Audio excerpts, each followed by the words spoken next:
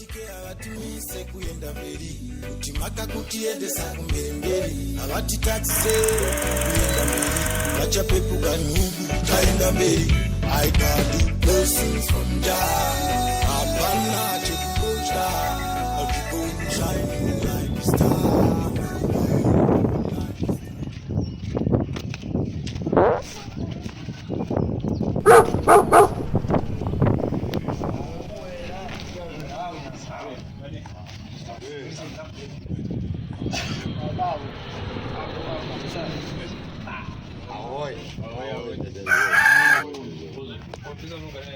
Atori mukseri atori mumdeni umu ari mukseri arosero atori poizo tenderera kuseri umu munhu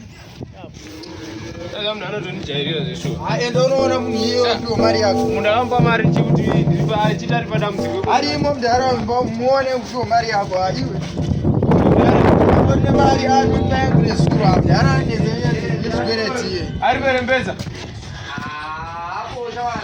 hanzi ari muno mukati arimo mundaraunda arimo shamwari kana wakatopiwa shamwari achapa chichuitira hanzi ane moswei ane mari yangu mpedza mari haadzosere chikumbana zvikwereti shamwari ka munhu yakatora zvikwereti haadzosere zvikwereti ini nondotochema nechangu izvezvi apa anogara pano padhini bangu andorozona embeza muna munhu mukati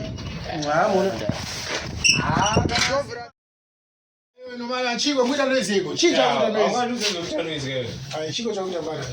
unazorega mari mandendi uliendrode mari koyani makore mangani mari aiwa mari every month mani ngokuzotora mari yako hapo yakuno yekutsore banza hapo samopinda mangorupinda muguru mani amsi muguru mari yangu kati ne right yokutaura nekupinda zvandoda kai yani nguva yakareba sei mari chimbomina zvinovirayisa muno chokamba nawami chokamba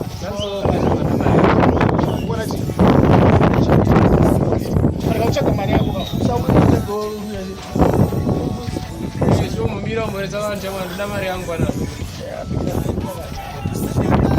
ndiyopana mira ndikuti nyairikoi panapoka mari yako ndakanziseka pana minzwanzo iwe pana ndikuda kuti mari yako ndandiseva pesa wakandipana zvakutondibvunza mubvunzo yakawandisa mani ndati mari yako ndandiseva pesa ndipana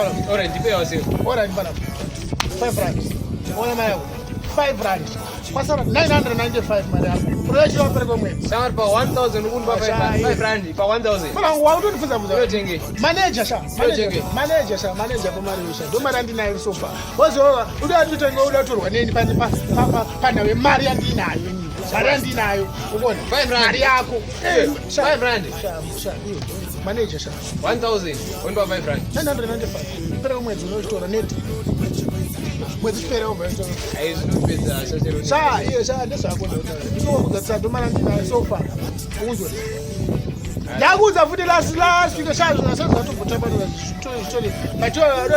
zvitori kwereta mari kwauri weprogram andirikuri so kana kwereta mari kwauri weprogram ndakuudza 5 rand mira January February March tamunandizvezvi May June chano unazakatopeka undipa 5 rand pamari yakasetrana January anditori kundiverenga zvanga chifaya zvachifaya inini January February March April May June andasatomboshandira ngona ndanyatogara ndanyatotyona saka indizire mari yakusoka mari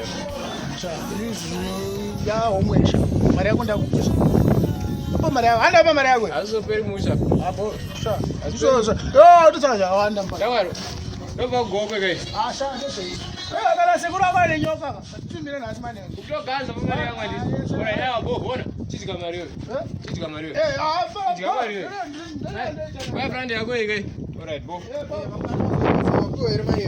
mdara munhu aronjairi mdara udarowa mani wandibvarira bhachira anga akapfeka dai ngobvarira bhachira anga akapfeka ndobaiona asi mapana anganipa 5 rand pa 1000 aiwa haishoma handiitirorowa mani mdaro akauya kwandiri January Ndaita muziko kumusha ndipo mai. Ndikamutora ka 1000 pamari anaenda unorora.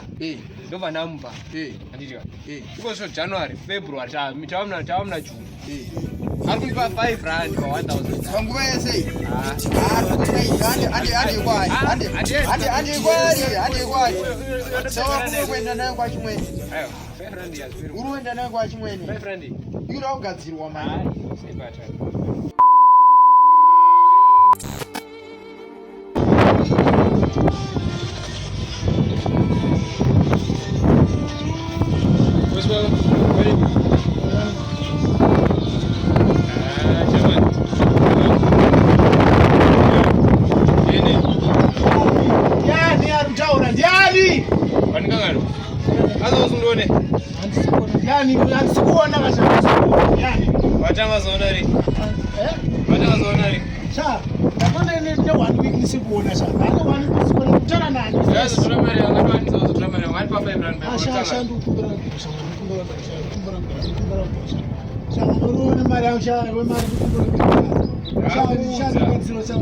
wakati uchaziona nao mazango achaona waita naro ndo waita naro waita naro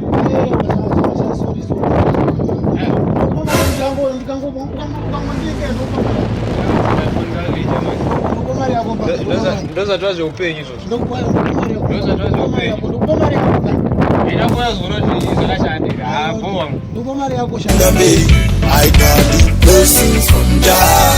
Abana chikucha, I'll be going shining like a star, like a star. I got the blessings from